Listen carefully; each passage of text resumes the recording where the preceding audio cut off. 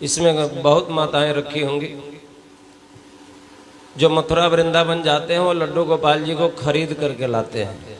पहली गलती यही होती है, इनको खरीदा नहीं जाता, इनको खरीदा नहीं जाता, न्यौछावरी दे करके लिया जाता है। हम लोग दुकानदार से मोल भाव करना चालू कर देते हैं। वो बोलेगा 1500, तो आप कहेंगे कि 1100 ले लो, 900 ले लो। मोल भाव नहीं, न्यौछावरी दे करके इनको लाया जाता है, पहली बात।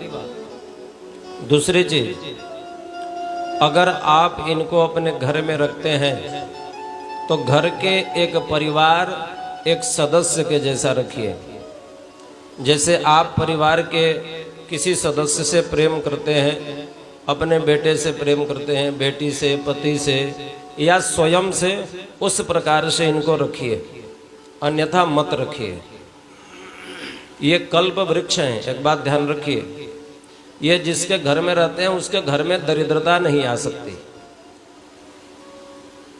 परंतु आप रखने लायक रखेंगे तब।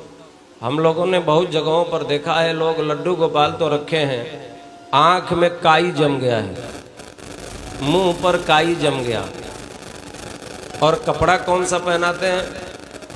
मरकीन लाए 2 अंगुल फाड़े, पेट में लपेट दिए, 2 अंगुल लंगोटा जैसा पहना दिए, और गांव में घूम घूम करके हमहू लड्डू गोपाल रखले बनी, तीनों टाइम पूजा करेला।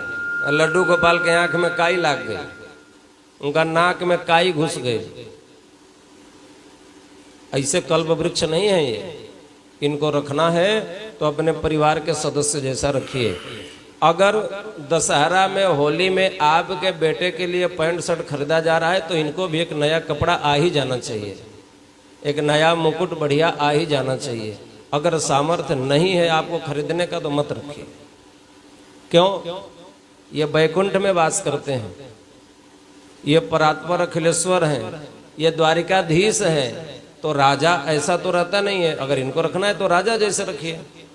और मुझे नहीं लगता है कि आज के परिवेश में किसी के घर में इतनी दरिद्रता है कि 250 रुपए का इनका कपड़ा न खरीदा जा सके। भगवान ने सबको दिया है, खरीदते नहीं लोग। तो यदि इनको रखना है तो अपने घर परिवार के सदस्य जैसा रखिए। और इनका प्रतिदिन भोग लगना चाहिए। किस चीज का? मिश्री का नहीं।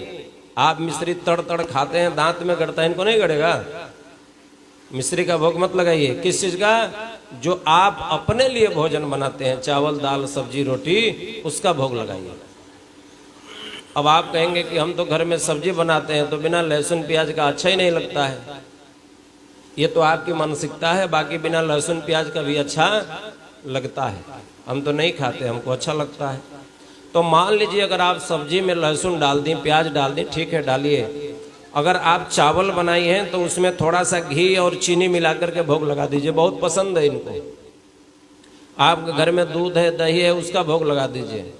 रोटी बनाई है तो रोटी और गुड़ का भोग लगा दीजिए, गुड़ और घी एक में मल दीजिए, रोटी और गुड़ घी का भोग लगा दीजिए। जो घर में भोजन बनता है उसका भोग इनको लगना चाहिए। और जब उसका भोग इनको लगेगा तो क्या होगा?